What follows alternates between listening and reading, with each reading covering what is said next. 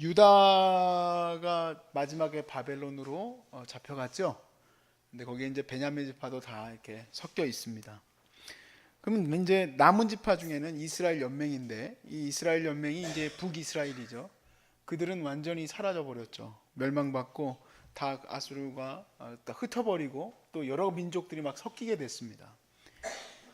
그러면 이제 우리가 남아 있는 사람들, 궁금한 사람들이 누구냐면 요단 동편에 있었던 지파들, 르우벤, 갓, 그리고 므낫세 반 지파는 어떻게 됐는가 하는 거예요. 역대기 기자가요, 특별히 이 사람들을 소개하고 있는데 오늘 굉장히 긴 본문을 들어서 그 사람들을 소개하고 있습니다. 어떻게 그들은 어떠한 사람들이었는지를 짧게 이제 소개를 하고 있는데, 이 말씀을 읽어보면 무엇이 중요한지를 우리가 알게 합니다. 정말 먼지와 같아요. 역사 속에서의 나의 이 존재는 먼지 같아요. 이 작은 존재 하나가 과연 무엇을 향해서 가고 있는가? 그것을 이 본문에서는 깨닫게 하게 하세요. 바로 뭐냐면 내가 힘이 있다고 해서, 내 세력이 지금 좀 있다고 해서 자랑할 것도 못 됐다는 거죠. 못 된다는 거죠. 어느 순간에는 그것이 자랑할 만한 거리가 될지는 모르겠지만 나중에 긴 세월이 지나고 나서는 또 그 다음엔 또 다르게 변해 있게 되는 겁니다. 이 르우벤, 갓, 므낫세 반 지파가요, 굉장히 발빠른 지파지 않습니까? 왜냐하면 다른 지파들은 이제 하나님 말씀하신 대로 요단강을 건너가서 싸워야 되는데 탁 보니까 살기 좋은 거예요.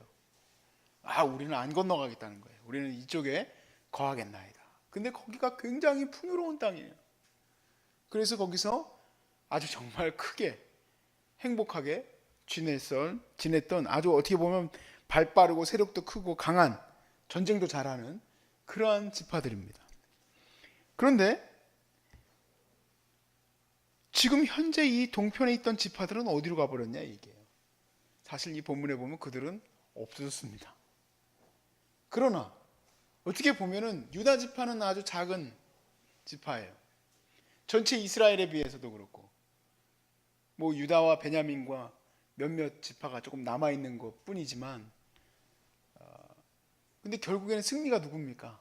포로에서 귀환한 유다 지파예요. 포로에서 돌아왔단 말이에요. 어떻게 보면 이 유대인들에게는 이 동편 지파들이 반면교사와 같이 그렇게 읽힐 거라 생각이 듭니다. 오늘 본문에서는 핵심적으로는 이 세 지파가 딱딱 구분되어져 있어요. 첫 번째 나오는, 우리가 첫 번째 읽었었던 본문의 이 내용은 르우벤 지파예요. 8에서 10절 말씀에 보시면, 벨라는 아사스의 아들이요 세마이 손자의 요엘의 중손이라, 그가 아로엘에 살면서 느보와 바알무호까지 다다랐고, 어딘지 모르지만 굉장히 큰 지역을 차지했어요. 또 동으로 가서 거주하면서 유브라데 강에서부터 광야 지경까지 다다랐으니 이는 길르앗 땅에서 그 가축이 번식함이라. 사울 왕 때 그들이 하갈 사람과 더불어 싸워서 손으로 쳐 죽이고 길르앗 동쪽 온 땅에서 장막을 거주하였다. 아주 강력한 나라예요. 11절부터는 갓지파의 용맹함이 이제 기록되어 있고요. 그리고 이제 그렇게 해서 뭐 므낫세 지파도 22절 이하 이제 또 나오는데, 18절에서 22절에 르우벤, 갓, 므낫세 반 지파의 공적이 기록되어 있어요. 르우벤 자손과 갓 사람과 므낫세 반 지파에서 나가 싸울 만한 용사 곧 능히 방패와 칼을 들며 활을 당겨 싸움에 익숙한 자는 44,760명이라. 그들이 하갈 사람과 여두루와 나비스와 노답과 싸우는 중에 도심을 입었으므로 하갈 사람과 그들과 함께 있는 자들이 다 그들의 손에 패하였으니 이는 그들이 싸울 때 하나님께 어떻게 했습니까? 의뢰하고 부르짖었으므로 하나님이 그들에게 응답하셨습니다. 그들이 대적의 짐승 곧 낙타 5만 마리와 양이 25만 마리와 낙이 2천 마리를 빼앗았으며 사람 10만 명을 사로잡았고 죽임을 당한 자가 많았으니 이 싸움이 하나님께로 말미암았습니다. 그들이 그들의 땅에 거주하며 사로잡힐 때까지 그렇게 아주 강력한 민족으로 세워져 있었다라고 되어 있어요. 하나님께서 하나님을 의지하고 하나님의 은혜를 받았을 때는 그런 민족이었다라고 되어 있습니다. 그런데 그 말로가 어떠냐는 얘기예요. 그 말로를 같이 읽어봅시다. 25절에서 26절 함께 읽겠습니다. 시작. 그들의 조상들의 하나님께 범죄하여 하나님이 그들 앞에서 멸하신 그 땅 백성의 신들을 간음하듯 섬긴지라. 그러므로 이스라엘 하나님이 아수르 왕 불의 마음을 일으키시며 아수르 왕 디글랏 빌레셀의 마음을 일으키심에 곧 르우벤, 갓, 므낫센 반지파를 사로잡아 할라와 하볼과 하라와 고산 강가에 옮긴지라. 그들이 오늘까지 거기에 있느니라. 못 들어왔어요. 하나님의 마음을 경록케 함으로 그들이 아무리 강하다 뭐 난리를 쳐도요, 하나님의 마음을 경록케 하면 그들은 아무것도 아니라는 거예요. 우리의 존재가 그런 줄로 믿습니다. 우리는 하나님의 은혜로 지금까지 나온 것이지 내가 잘나서 이렇게 가는 것이 아닌 것입니다. 우리 말씀 하나 더 볼까요? 시편 127편 1절에서 2절입니다.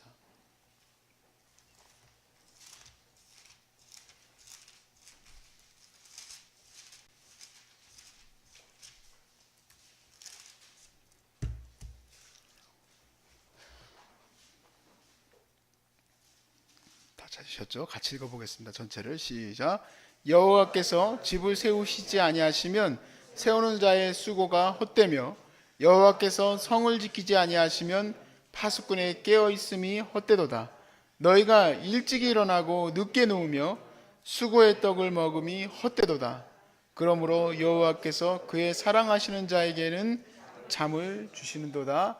아멘. 내가 하나님의 마음을 경록케 하는 자가 되어서 아무리 수고해봐야 그 수고는 다 헛됩니다.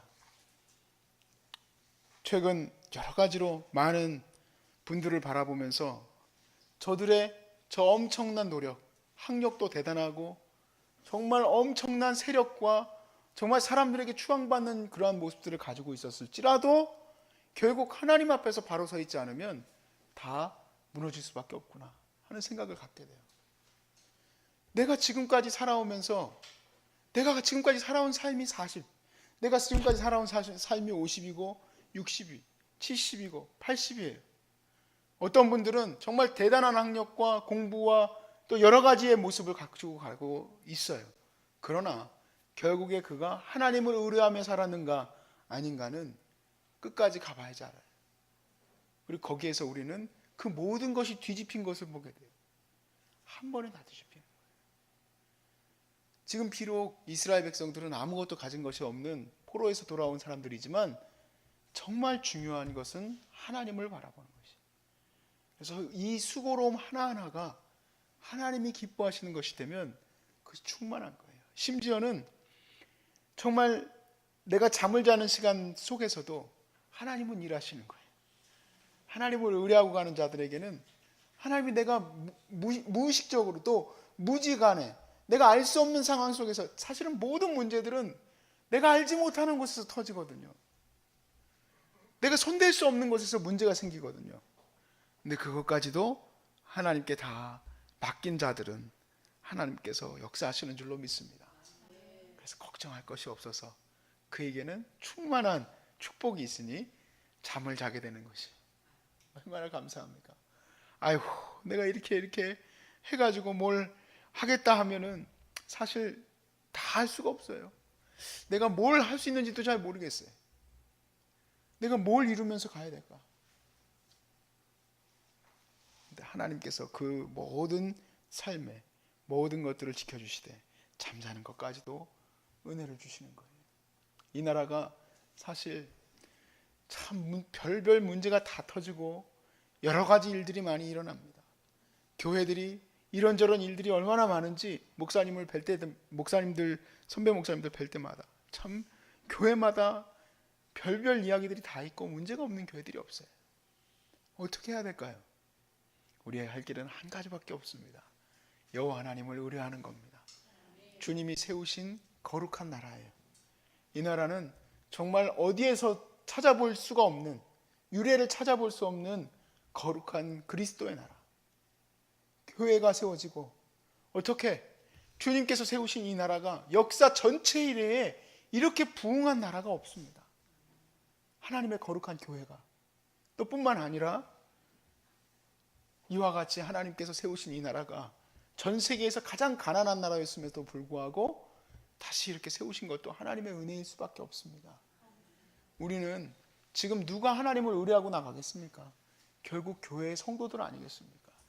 교회 성도들이 각 처소에서 각 모든 곳에서 하나님을 의뢰하고 하나님을 두려워하면 그 사람들이 바로 다니엘처럼 또 에스더처럼 이 땅 가운데서 그렇게 온전하게 쓰일 줄로 믿습니다. 그리고 또한 하나님의 거룩한 이 나라를 재건하는 데 있어서 말씀으로 재건하는 사람들로 세워질 줄로 믿습니다. 여러 가지 두려운 일과 많은 어려움이 있겠지만 우리는 그렇게 하나님 앞에 세워진 군대임을 믿으시길 주의 이름으로 축복합니다.